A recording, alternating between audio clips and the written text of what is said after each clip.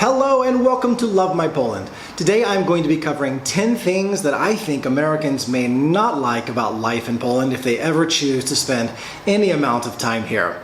Now, a little disclaimer, I've got to warn you, these are issues that are highly subjective and they're based mostly on my life here in Częstochowa, Poland, and on the opinions of my Polish friends and family. Experiences may differ greatly depending on where you are in this rather diverse country. Oh, and if you're Polish and watching right now, which I know a lot of you are, you may be tempted to yell at me to stop complaining, or some of you may even tell me to go home if I'm so unhappy. Russell is very happy here, but as Poles often say, there's always two sides of the medal. Let's dive into them.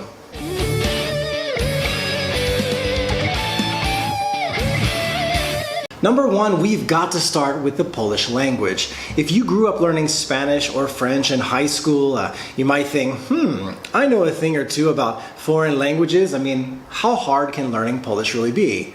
It is a Slavic language that doesn't use Cyrillic characters like you'll find in Russian, so that's got to be a huge head start, right?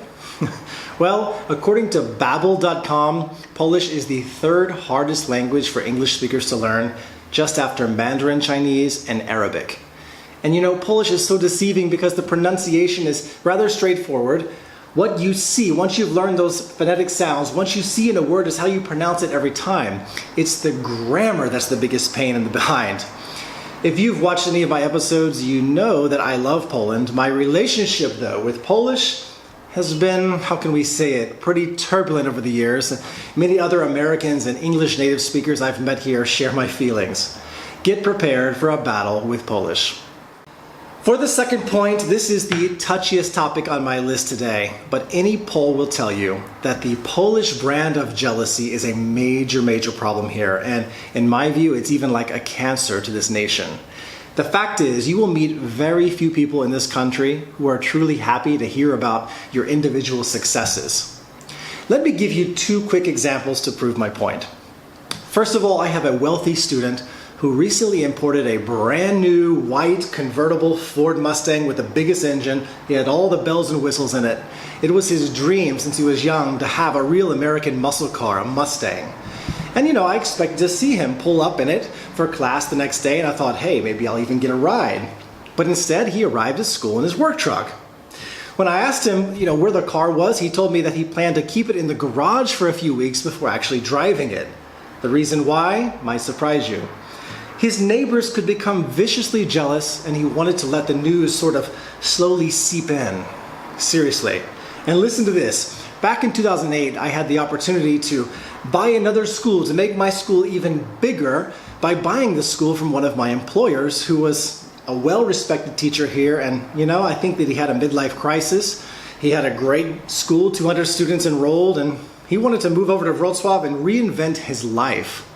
So, when he presented the opportunity to me to buy this school, he said, Russell, 10,000 zloty, you can take over. I'll stay here. I'll make sure that all those students transfer over into your leadership and, your ownership. He promised to do everything to help me.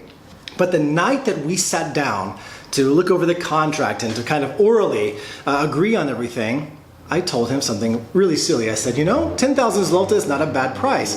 That's actually how much I earned last month. I had a record month, working crazy. I was a workaholic during that time.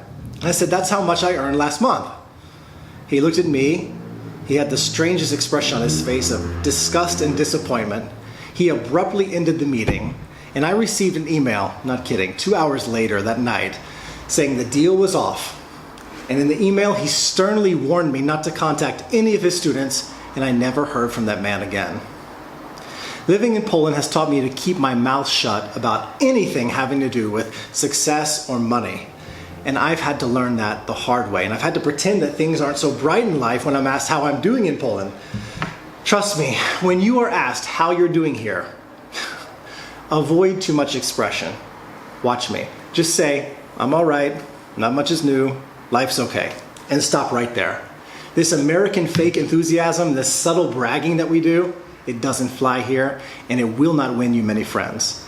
The jealousy is very real in Poland. Sorry, that's my experience. Don't be angry with me. This is what I've had to learn the hard way.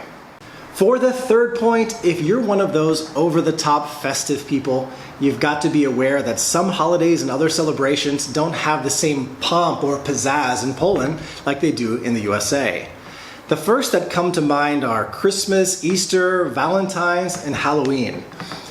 Polish people aren't nearly as materialistic about having a gazillion presents under the tree on Christmas Day, for one.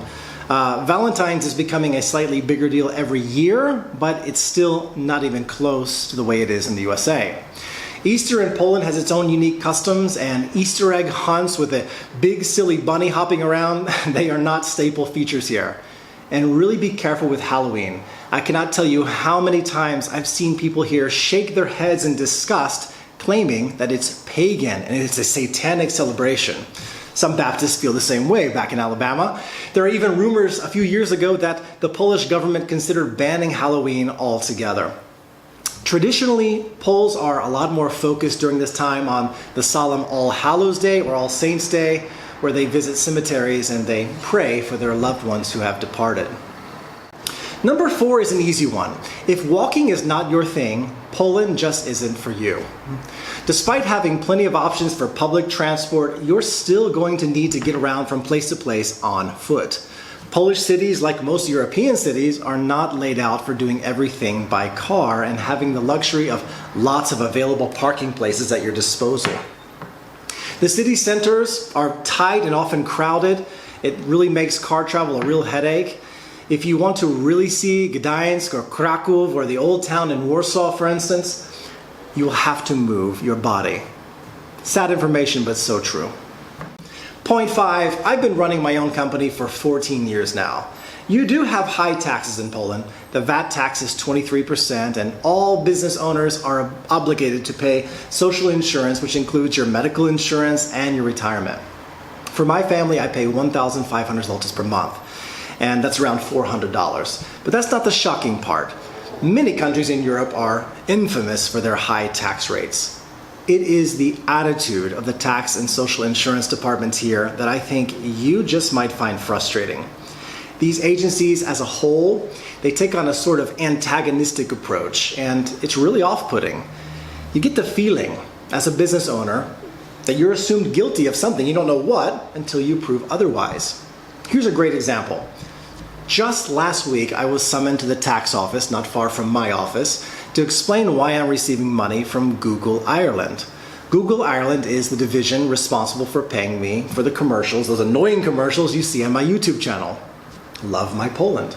The moment I started getting paid, I had to provide a full description to the Polish tax office years ago about this aspect of my business. But let's move on. So I arrived at the tax office and I had to sign a form asserting that this money is not from a terrorist activity of any sort or any type of money that's involved with money laundering. I've been legally reporting earnings on my channel for nearly 3 years. You know, here in Poland, people do take advantage of these agencies, and cons do in fact happen. I totally get it, I understand it. But as an honest and hardworking business owner, you definitely don't feel that they're there to help you or make things easier. No support. If you don't believe me, just ask any Pole. The next 2 points are really trivial, but as much as we Americans get a bad rap for not being able to pronounce Polish names well or at all, the Poles, I have to be honest, are quite possibly equally bad with English names. My first and middle name are John and Russell. John is spelled J-O-N. It does not matter how many times I write it down, it always ends up as the Polish Jan, J-A-N, Jan. And I go by my middle name, Russell. Everybody calls me Russell. And although Poles try their best, it always comes out Russell or Russell. The sound just doesn't exist in Polish, so it's challenging, and I get that. I don't mean to nitpick, but prepare for some name butchering upon arrival. And my advice is, just ignore it if you can.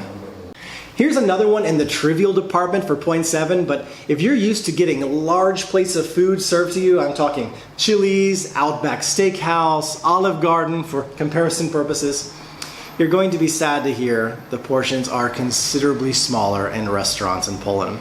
And you know, that's probably a good thing for those of you that are watching your figures. Oh, and the free refills. If you are used to those free refills in your drinks, unless you're at KFC or Burger King, you can forget about it.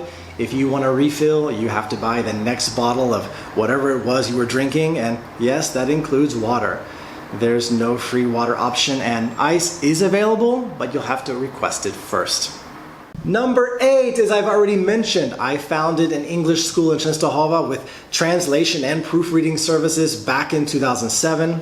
And one of the biggest challenges that I've had to face, surprisingly, was coming to terms with the fact that American English is not king here.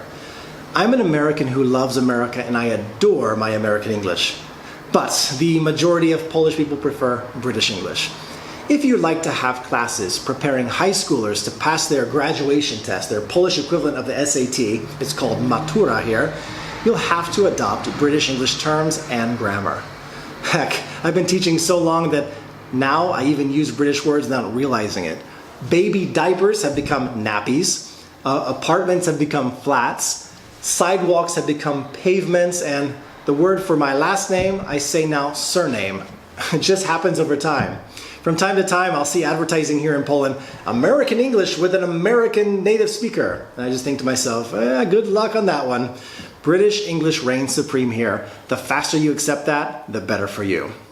Number 9, there are times while I'm sitting right here with my students that I just wish I could bring up the subject of the Super Bowl or the Baseball World Series or my national champion Alabama Crimson Tide with Coach Nick Saban. I've tried it before, and unfortunately I get the same blank, uninterested stare. Next subject, Russell, please. There's not a lot of love here for American sports like baseball and American football. To Polish people, the rules seem complex, and such sports are simply strange and foreign to them. My advice is just to let that go and get familiar with sports that are big here, like soccer, of course, but Poles also love league volleyball, they have their own basketball teams, and they love handball.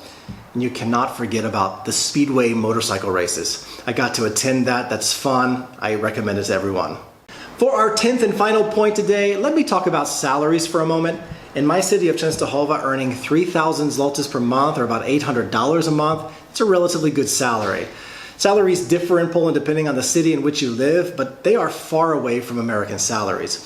If you would like to get into teaching English, which is what the vast majority of English speakers end up doing here, you should expect to earn between $10 to $20 per hour working for an employer in English school.